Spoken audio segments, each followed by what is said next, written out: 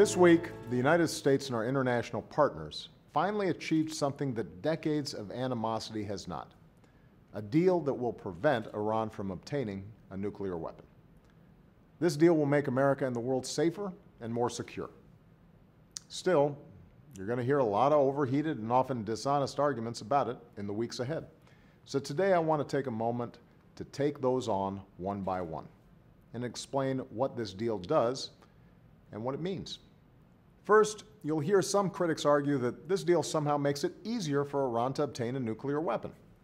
Now, if you think it sounds strange that the United States, Great Britain, France, Germany, Russia, China, and some of the world's best nuclear scientists would agree to something like that, you're right.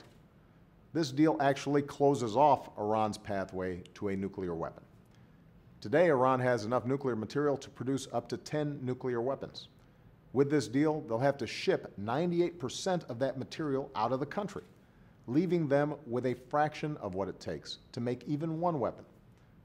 With this deal, they'll have to repurpose 2 key nuclear facilities, so they can't produce materials that could be used for a nuclear weapon.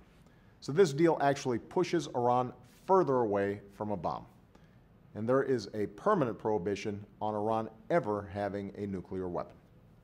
Second, you might hear from critics that under this deal, Iran could just ignore everything that's required and do whatever they want, that they're inevitably going to cheat. Well, that criticism's wrong too. With this deal, we will have unprecedented 24/7 monitoring of Iran's key nuclear facilities. With this deal, international inspectors will have access to Iran's entire nuclear supply chain. The verification process set up by this deal is comprehensive and it is intrusive, precisely so we can make sure Iran keeps its commitments. Third, you might hear from critics that Iran faces no consequences if it violates this deal. That is also patently false. If Iran violates this deal, the sanctions we imposed that have helped cripple the Iranian economy, the sanctions that helped make this deal possible, would snap back into place promptly. There's a reason this deal took so long to negotiate. Because we refused to accept a bad deal. We held out for a deal that met every one of our bottom lines, and we got it. Does this deal resolve all of the threats Iran poses to its neighbors in the world? No.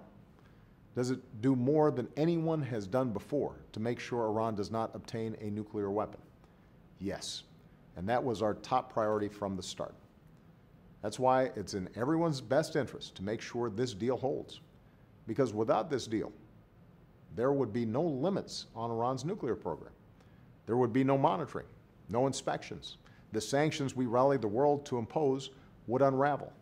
Iran could move closer to a nuclear weapon. Other countries in the region might race to do the same, and we'd risk another war in the most volatile region in the world. That's what would happen without this deal.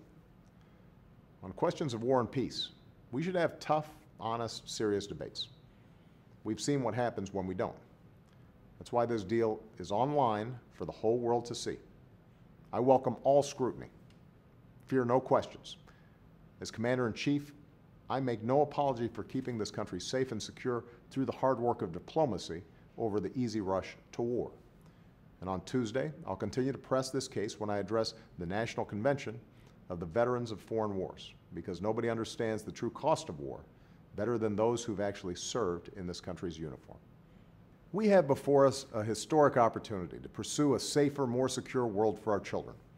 It might not come around again in our lifetimes. That's why we're going to seize it today and keep America a beacon of hope, liberty, and leadership for generations to come.